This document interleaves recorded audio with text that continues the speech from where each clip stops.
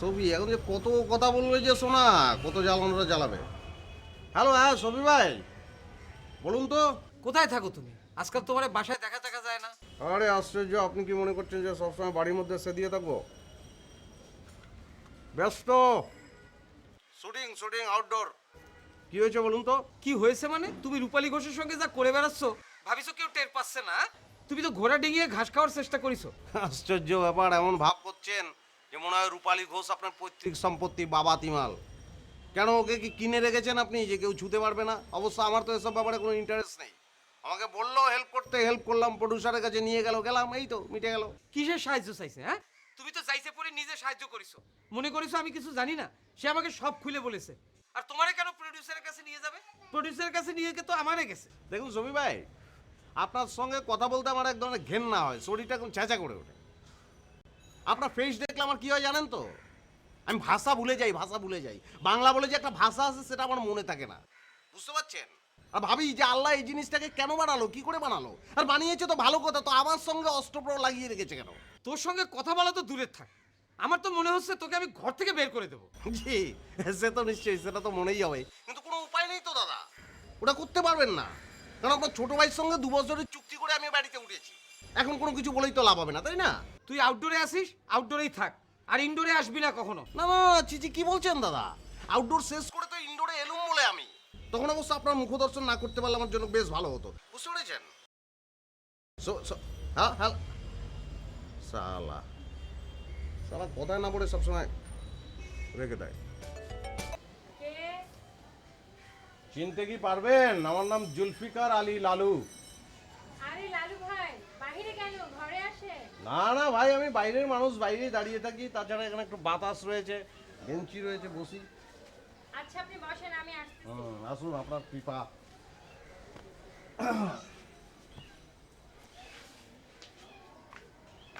কেমন আছেন লালু ভাই? ও আচ্ছা, হ্যাঁ নেন শরবত খান। আমি আবার সবাইকে এই দিয়ে আপ্যায়ন করি। আচ্ছা, বানিয়েই রাখো না। তা তুমি যাকে যা খুশি খাওয়াও, সেটা অসুবিধা নেই, কিন্তু আমাকে কিন্তু শরবতটাই দেবে, আমি কিন্তু শরবত থেকেই জি এসেছি। জি অবশ্যই। তো ঠিক আছে, বলো কি বলবে বলো। কি আর বলবো, শোভাবের ব্যাপারটা আপনি তো তাকে চেনেন। আচ্ছা এই লোকটা, তার ঘর আছে, সংসার আছে, সব আছে, তারপরও আমার সাথে কিরকম একটা সম্পর্ক করতে চায়। মানে আমি আপনাকে যে কিভাবে বলি কথাটা, আপনি বুঝতেই তো পারছেন আপনি। আচ্ছা আপনি ভাবেন তো, আমার মতো একটা মেয়ে ওনার মতো একটা বয়স্ক লোকের সাথে মানায় বলেন তো? মানে কি বলবো আর। সেটা মানায় কি মানায় না সেটা তো বড় কথা নয়, মানাতেও পারে নাও মানাতে পারে, কিন্তু তুমি যে চাচ্ছ না সেটা হচ্ছে বড় কথা। তাও একটা কথা।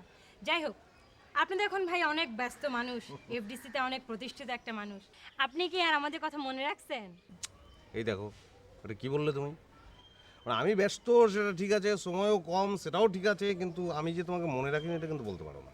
তুমি ফোন করার সঙ্গে সঙ্গে কিন্তু আমি ট্রলিং করে চলে এসেছি। না না, অবশ্যই সেজন্য তো আমি আপনার কাছে কৃতজ্ঞ।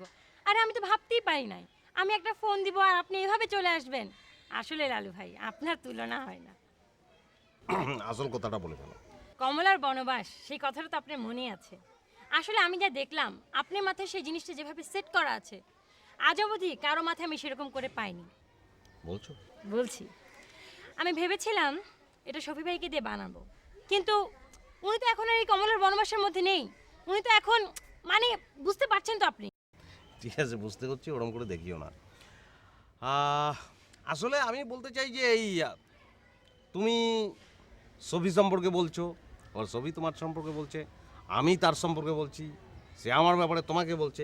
এই যে কাদা ছোড়াছড়ি, এটা কিন্তু আমি চাচ্ছি না, আমার ভালো লাগে না। এগুলো করতে তো আসলে এখানে আসিনি আমি, তাই না? আমি কাজটা করতে চাই, শিল্পের জন্য কাজ করব, আর্টের জন্য কাজ করবো, এবং সেটা করতে গিয়ে যা যা করতে হবে সেটা কিন্তু আমি করে ফেলবো। আর আমি তোমাকেও বলছি রূপালী, এই শিল্পটা করতে গিয়ে যা যা করতে হবে সেটা করে ফেলো, অসুবিধা নেই, বুঝতে পারছো তো? না না ঠিক আছে, আমিও তো চাচ্ছি এখন সেসবের জন্য যা যা করতে হবে এগুলো আমরা করে ফেলি। আর সেজন্যই আমি চাচ্ছি এই কমলার বনবাসটা আপনি বানাবেন, প্রডিউসার টডিউসার সব আমি দেব। আচ্ছা, হ্যাঁ, প্রডিউসার তাহলে রেডি? সব রেডি। আচ্ছা, আমাকে কি করতে হবে বলো তো? এখন শুধু আপনি আমাকে একদিন সময় দিবেন, আমি প্রডিউসারের সাথে আপনাকে দেখা করা দিব। হুম, তো সেক্ষেত্রে আমার তো আসলে সময়ের একটু ঝামেলা আছে, সেটা ব্যাপার না। তুমি একটা কাজ করো, তুমি প্রডিউসারের সঙ্গে আলাপ করে 2 দিন আগে আমাকে একটা ফোন দাও, হ্যাঁ? আমি সন্ধ্যার পরে চলে আসলাম, একটা অটোতে করে তোমাকে নিয়ে চলে গেলাম, একটু ঘুরেও বেড়ালাম আর লোকটার সঙ্গে আলাপও করে আসলাম। সেটা তো খুবই ভালো কথা, একটু আমাদের ঘোরাও হবে আর কাজের কাজটাও হয়ে যাবে। তো এখন শরবত কি পুরোটা খেয়ে যাবো নাকি রেখেই চলে যাবো? কি বলছেন লালু ভাই, মানে শেষ তো অবশ্যই করবেন, আর শেষ করার সাথে সাথে আপনি সে কমলার বনবাসের গানটা গেয়ে যেতে হবে। আচ্ছা আচ্ছা ঠিক আছে, কিন্তু খুব আস্তে আস্তে খেতে ইচ্ছে করছে যে, শেষ হয়ে গেলেই তো চলে যেতে হবে। আপনি খান, আস্তে আস্তেই খান। হ্যাঁ না, ইয়ার কি করলো? হ্যাঁ কই শুরু করেন।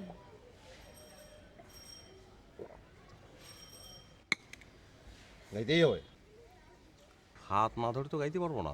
আরে ধরেন ধরেন।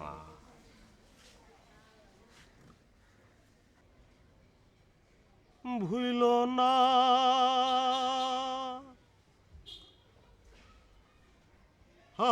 ভুইল না রে বন্ধু, বন্ধু ভুইল না রে। আচ্ছা বাকিটা আরেকদিন শোনাবো। বাবা দারুণ দারুণ। তো তাহলে চললুম আমি। ঠিক আছে লালু ভাই, আবার দেখা হবে। দিব্যি চলে আসবো, কোনো সমস্যা নেই। হয়ে গেছে, কেমন লাগছে? দুর্দান্ত লাগছে। আমার কাছে এখন ডোবাকে বঙ্গোপসাগর মনে হবে, আর চকির তলাকে মনে হবে আগরতলা। জানেন তো, জীবনটা হচ্ছে লেগে থাকো, লেগে থাকলে একসময় লেগে যাবে। তো সেই লেগেটা গেল আর কি। জীবনের এই অবধি এক প্রকার একা একাই তো পার করে এসেছি। আসলে সেটাই, যুদ্ধটা তো একার, ফলটা শুধু কারোর সঙ্গে ভোগ করতে হয়। মানে ফলটা যে কার সঙ্গে ভোগ করব, খুব ইচ্ছে করছে যে কারোর সঙ্গে শেয়ার করি। হ্যাঁ, সাফল্যটা তো সবার সাথে শেয়ার করতে ইচ্ছা করে, তাই না? খুঁজেন, সেটাই। খুঁজলে হয়তো বা পাবেন, দেখবেন বেশি দূর খুঁজতেও হবে না, আশেপাশেই হয়তো বা পেয়ে যাবেন। পাশে থাকলেও খুঁজতে হবে। আসলে কি লালু ভাই, আমরা তো একটা কাজের উদ্দেশ্যে এসেছি এবং আমাদের সেই কাজটা অনেকখানি সার্থকও। এখন আমাদের মূল লক্ষ্য হচ্ছে সেই কাজটাকে আরও একটু ভালোভাবে করা। যে কোনো জিনিস মানে একখানেই মন নিবেশ করতে হয়। আগে আপনি কাজটাতে মন লাগান, দেখবেন কাজের সার্থকতার জন্য আপনি সেই একাকিত্বটাও দূর হয়ে যাবে। প্রতিটা জিনিসের জন্য তো একটু সময় দরকার, তাই না? না, ঠিক আছে, একদম যথার্থ বলেছো। আর এখনকার তো সব রিলেশনশিপগুলো একদম কাজকে বাদ দিয়ে হয়ও না। কিন্তু ওই যে আশপাশের কথা বলছিলে তো, সে কথাটা খুব ঠিক ছিল, কিন্তু এখন মনে হচ্ছে যে কথাটা কেমন যেন একটু ঘুরে গেল। সে ঘুরে যাওয়াটাও ঠিক আছে, আসলে সবই ঠিক আছে। ব্যাপারটা তো হলে হবে, না হলে না হবে, এরকম একটা ব্যাপার তো। এমনি করেই জীবনটা আসলে চলে যায় আমাদের। আসলে সব ব্যাপারটা আবার সেরকমও না। একদম বাইরে থেকে, শুধু দোকানের বাইরে থেকে জানালা দিয়ে মিষ্টি দেখার মতো। ও যদি দোকান খোলা থাকে তো খেলুম, না থাকলে দেখে চলে গেলুম, এই আর কি। দিলে থ্যাংক ইউ, না দিলে সরি। রূপালি, রূপালি, আরে লালু ভাই যে, আপনি দাঁড়ান, আমি শরবত নিয়ে আসি। ও শরবত এনে আর কাজ নেই, ও আমার গলা দিয়ে নামবে না। আমি চাইও না আমার গলা দিয়ে নামো। কেন, কি হয়েছে? কি হয়নি মানে কি, আমি বুঝতে পারলাম না। তুমি সেদিন আমাকে বললে যে তোমার দিকে ছবি কুনজরে দেখায়, ছবির নজর এখন সুনজর হয়েছে। সে কি কন্টাক্ট লেন্স লাগিয়ে তোমার দিকে তাকায়? আমি বুঝতে তো পারলাম না কিছু। আরে হয়েছেটা কি? না না, তুমি দুই নৌকায় পাড়া দিয়ে চলছো কেন? দুখানা হয়ে পড়ে থাকবে তো, জোড়া তো লাগবে না কোনোদিন আর। তুমি সফিকে আমাকে প্রডিউসারের সঙ্গে বসালে, তারপর আমার সফির কাছে গেলে তাকে নিয়ে প্রডিউসারের সঙ্গে বসালে কেন? কারণটা কি? এরকম কেন করছো? মানে আমি বুঝতে পারি না তোমরা কোন কথাটা মুখ দিয়ে বলো আর কোনটা জাগে। এসব কথা বলে তো আর লাভ নেই। তোমাদের মতো পাতি নায়িকাদের উচিত চড়ি একদম। কিন্তু বাজে কথা বলছেন। ওরে বাবা, ধরা সব ফোনা তুলছে। ফোনা তুললেই ওটা গোখরো হয় না, ওর জাত আলাদা। দেখেন আপনি যা তাইবের বলছেন। জি না, জাতা এখন আপনাকে বলিনি। জাতা বললে বাড়ি গিয়ে আবার কেওড়া জল দিয়ে মুখ দিতে হবে, তাতে পয়সা খরচ হবে। আপনার জন্য আমি পয়সাটা খরচ করবো না, বুঝতে পেরেছেন? আপনি সমস্যাটা কি? আরে লালু না ভাই, না না, আপনি সবিকে নিয়ে থাকুন। ও চোখে তো কন্টাক্ট লেন্স লাগিয়েছে, আপনার দিকে তখন সুনজর দেয়। কি করবেন বুঝি না আমি, আপনি সব বুঝি আরে না। এই লালু ভাই, এই লালু ভাই।